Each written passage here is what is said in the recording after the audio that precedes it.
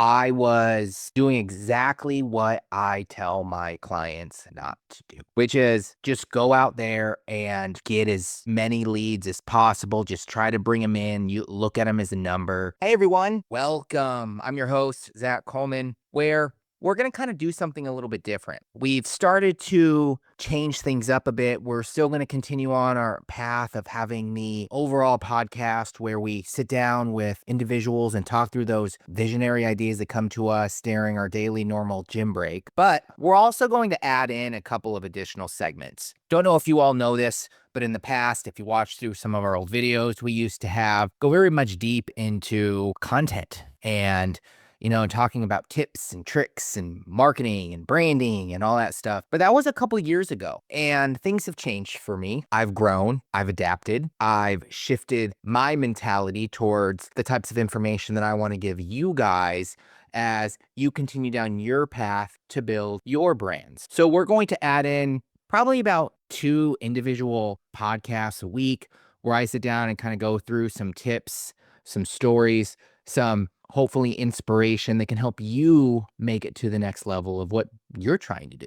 And today I want to talk about something that's been on my mind probably a lot. I've gone through it. I've seen multiple prospects go through it, multiple clients go through it, depending on the type of audience you have. But overall, I kind of want to talk about that lead generation predicament, breaking free from really that struggle on what puts us in a place of continually grasping at those low quality type clients. If you be in a B2B market, if you be in a B2C market, it doesn't really matter. Let's just kind of go through this and I can kind of go through my story, how I started to make my shift in my brand and in my business, what I've started to do, how I've started to grow.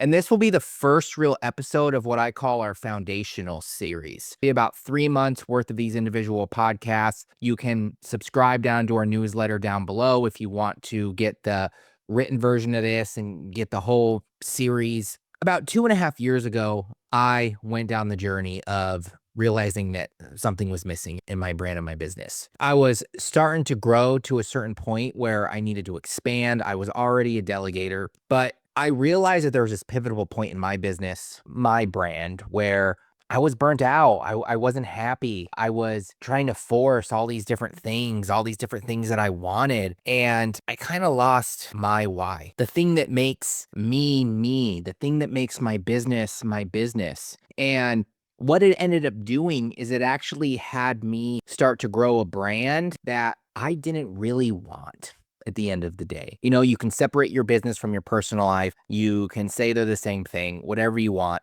You can say, hey, our business isn't meant to make us happy. You can say it is. But at the end of the day, we all want to wake up in the morning and enjoy what we do. And I kept feeling this constant pressure that I had to either outbeat competition or I had to outbeat myself, even maybe some of my past traumas of trying to perform and show people I can do certain things. But I realized towards the end of that TEDx journey, as I was going through and I realized that I wanted to speak more, I wanted to connect. If you want to hear more of my, TEDx, you can always click the link or view it down in the comments. But during that journey, I realized that I had to get away from just sitting behind a computer screen. I had to do more. I had to go out there. I wanted to connect with people.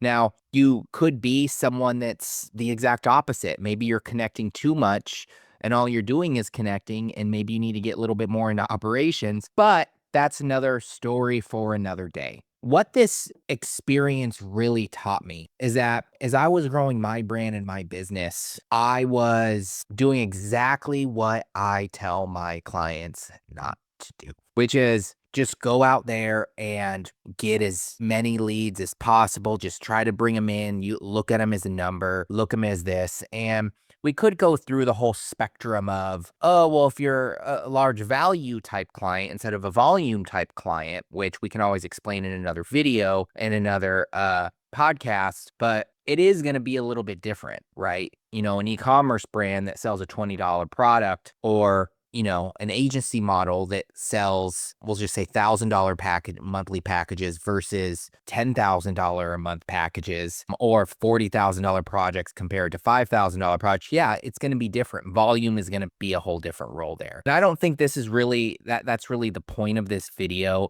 I think the video is, I had to start to realize and prioritize my joy of what I wanted out of the business more so than that external push towards success. And I then saw this correlation with clients and prospects somewhat doing the same thing, and how that correlates with people in business, depending on where they're at in life, where they're at in their journey of brand ownership.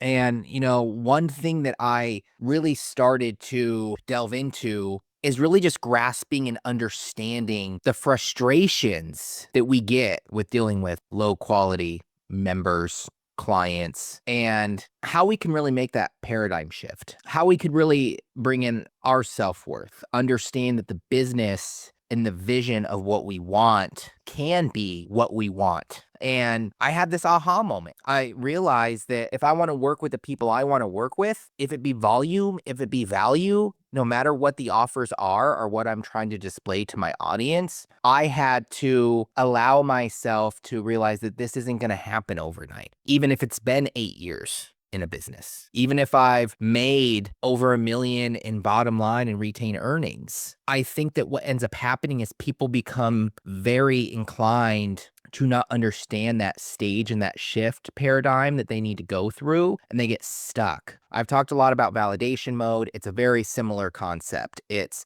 yes, I do think when you start a project, you bring in unqualified leads. Totally fine. Just bring in anyone that you can. Test, that's validation stage. That's coming up with a product to fit type situation. But for the most part, you will go through a shift. And it's not just a shift that you need to go through from a personal level, which is probably the most important part, but you're also going to have to go through a shift in your business. Here's the biggest challenge. The biggest challenge that I see is that people tend to think if they're not in a certain industry, that's easy. And I'll use this as a great example. Do any of you really think about the government job and the person picking up our trash every day? Harder in different perspectives. It's a government job. They get a paycheck versus a business owner. But do you really think on how hard it is to pick up that trash, drop off? I mean, you go by a dump, it's disgusting smell, right? But if you were to take a day in their shoes, understand what they're doing, you would understand how hard it is. And I think it's that spectrum of understanding this, understanding that ability to realize that you're not going to make $1 million overnight. Your success shouldn't be determined by someone else's success. I once knew a very successful lawyer. That lawyer ended up quitting his job because he no longer wanted to run it, and he decided to be a janitor. Do I look down on him? No. I find it very inspiring that he's still helping out our community in some way, form, or another, and he has chose something to himself because he doesn't want the stress. Now, how does this relate to lead generation? Well, because as a brand, you think that it's easy to get leads. It is easy to get leads. I mean, I tell prospects all the time that are like, I want 400 or 500 leads a month. I mean, I have clients that I get 1,000 leads a month. Do they all convert? No, but we get them 1,000 leads, and these clients assume that that's easy, that it's easy to get those numbers. So when is that shift for you? From a personal level, you have to start looking at yourself. Like I said, for me, I had to come to realize that, this isn't going to happen overnight. If I'm selling a value-based product versus a volume-based product, and I'll say product as it can also be a service, that you have different marketing strategies. And there's the key word there, strategy. So many assume, I've been guilty of this, that implement, try things, do things, which is true in some aspects, but there comes a time when those strategies are going to give you better ROI than the implementation and the efforts. So how do you make that shift personally? Well, first, you just have to come to realize that if you're stuck in a spot where you're dealing with agencies or you're dealing with hiring certain types of people too soon. You say, I want to be a marketing agency. Okay, that's great. But are you making over 10 million a year? Do you have the efforts to build that type of ecosystem? If not, then slim your horses, look at your vision. Maybe you even need to develop your vision. Maybe that's your problem. Maybe you're at a point where you're like, we're stuck at, I'll say 500K a year. Look at your vision. That's the first step in the next level of what you're doing. How do you figure out a vision? Well, first, you have to determine what you want out of it. So see how this turned from a lead generation and the struggle of lead generation back to you. Because first, you need to figure out who you are. And I have a reason for this. Look at that vision of what you want for your life. And you have to change it. Change that perspective of success. Do you want $10 million a year business? Do you? If you do, that's okay. If you don't, that's okay too. You want to hustle. Do you want to work 5 hours a day and have a rest of a team do it? That's great too. But remember, you're the owner. Your vision's what's going to push everybody else. And there's the key there. Team. Are you looking at your team wrong? Are you at a point where to move to the next level, you have to do something more strategic instead of more operational? They're kind of somewhat work together, but they're two different types of scenarios. So let's talk a little bit about how you can possibly start this process. How do we get better leads? Well, first, you can write this down. You can take one of our downloads. We'll put a link to our mini courses and our downloads down below in the newsletter. But how do you figure out your vision? Well, first you have to figure out what you want. What are your values? What do you value in life? I value my children. I value being able to work only 6-7 hours a day, still having my time away from the house to have my daily gym session. So I have to start hiring team that match my values, which I've done. And maybe that's what you need to do. But this will start bringing in leadership type roles. Or if you are a leader, this will start bringing in people that relate to the same common interests that you do. This is going to help your messaging resonate better. This is going to help your efforts towards the audience you want to work better. And then it will trickle down from there. Not to get too far into this, but once you figure out what your values are, you figure out what your pain points are, it's going to be easy for you to then pinpoint the values of your audience. Your vision should align with that. And then everything that you do from there should align to that pain point. Good example. If you're a local brick and mortar, people don't purchase online. Look around you. Convenience probably pretty much sums it up. People want to be able to drive 30 minutes at the most. That's probably pretty high. 10 minutes to your location to have an experience or to do what you want. Now, of course, the way you have your offers and your model is going to take effect into that. Do you have members? Is retention your main goal? Is new acquisition your new goal? But take those values, take that vision, and then you align that to the audience that you want to attract and bring in, and then slowly start to implement that amongst everything you do. Clients, your prospects, your employees, your new hires, then starting to understand the value of your selling proposition. What is your selling proposition or USP? And I'll just use this as a great example. Our unique selling proposition for our studio side of things, our, boutique studio side of things, Gym Mark, is we help you build a sustainable lead flow because of the ups and downs of lead generation. That's a pain point. They get one member 1 month. They do a challenge this month. They do that. It's much easier to deal with cash flow, especially on a retention model, when you start having consistent amount of leads in. So we help them build a sustainable lead flow. I won't go much into that. On the creative side, which is much more of our consulting firm, which is a different audience, the leadership, it's really comes down to we help develop brands that help develop you. Because we go in deeper into that strategy, we teach them the strategy. Now, how do you develop a simple yet effective lead generation strategy? How do you start that process? Or how do you start the process and then delegate it to the effective people that are going to do it? Well, your operations, of course, is going to be different than your marketing operations. Having your team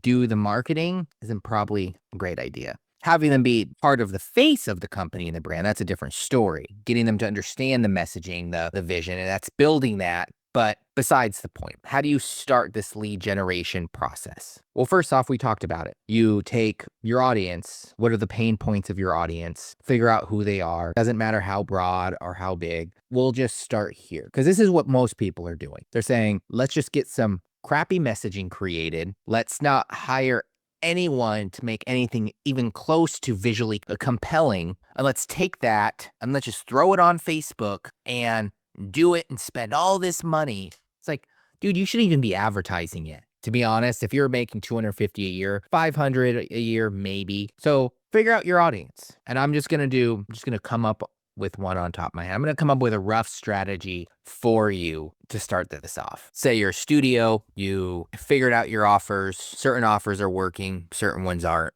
Say you're kind of underwater operations.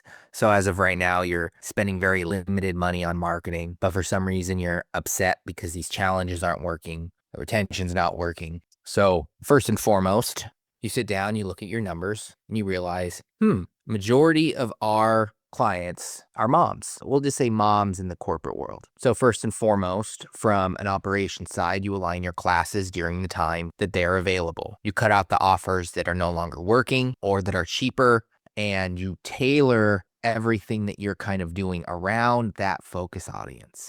You tailor your themes around. You tailor all of the new offers around that. Your time frames of when they're supposed to be around. Now, how do you bring them in? That's lead gen, right? Well, you're the leader, so lead. You decide to say, well, in this case, most moms do go on, we'll just say Instagram. We'll say that social media platform. So there you have one platform you can do if you're going on the digital realm. That's a strategy that you can start to take is you can say, hey, how do we tailor messagings and an offer around stay-at-home moms? We'll target and retarget them, and then we'll give them some sort of deal where they can come in. Now, here's the beauty with offers. Offers will make or break everything that you're doing. If you have too many of them, people are going to get confused. If you have too little, then people are going to, you're going to be basically niching a little bit too fast. And you need to have a little bit of a broadness there. So stay-at-home moms, Instagram, are you going to do cold outreach or warm outreach? Two different formats that you can use. One, you're pushing to them. The other one, they're pushing to you. They're coming to you. They're looking for you. You're going to get a lot more lower quality from outbound compared to inbound. You can say outbound or inbound, cold outreach versus warm outreach. Same, very similar concept. From inbound, now you can come up with a plan of attack. Look at your general area, find people that possibly do maybe daycare. Maybe you can partner or let a daycare run a room in your facility. And that's their whole business. That's their whole model, especially if you're smaller. You have them rent. It's a good strategy because now you're bringing money in over here, but you're also utilizing them as part of your marketing strategy to bring them in. So that was very basic. Of course, that was on top of mine. I was just trying to use my creative juices to come up with something.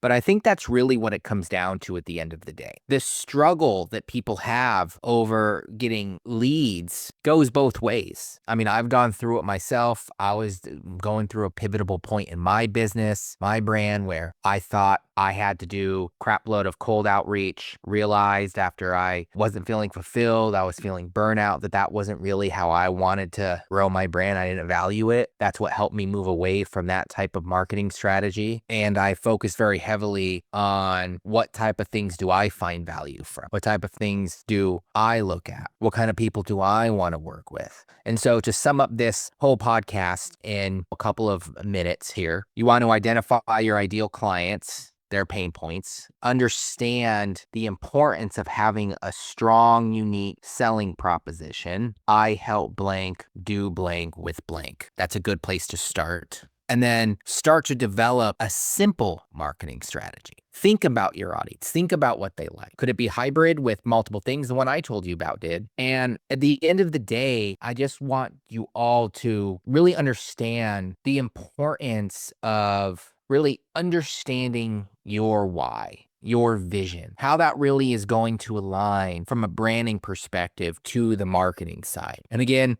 my name is Zach Coleman. I appreciate it if you walk through and, listen to this whole new format of our cast. I hope you have a good one. And just in case you haven't already, why don't you hit that subscribe button down below? Give us a rating. This is the audio version. Give us a rating on this cast. Or subscribe to our newsletter where we go through this type of content. We sum it all up for you in a neat little package. Go through those step-by-step processes that you can start to get yourself more aligned with your visionary, how you can start to become more of a leader. Until the next one.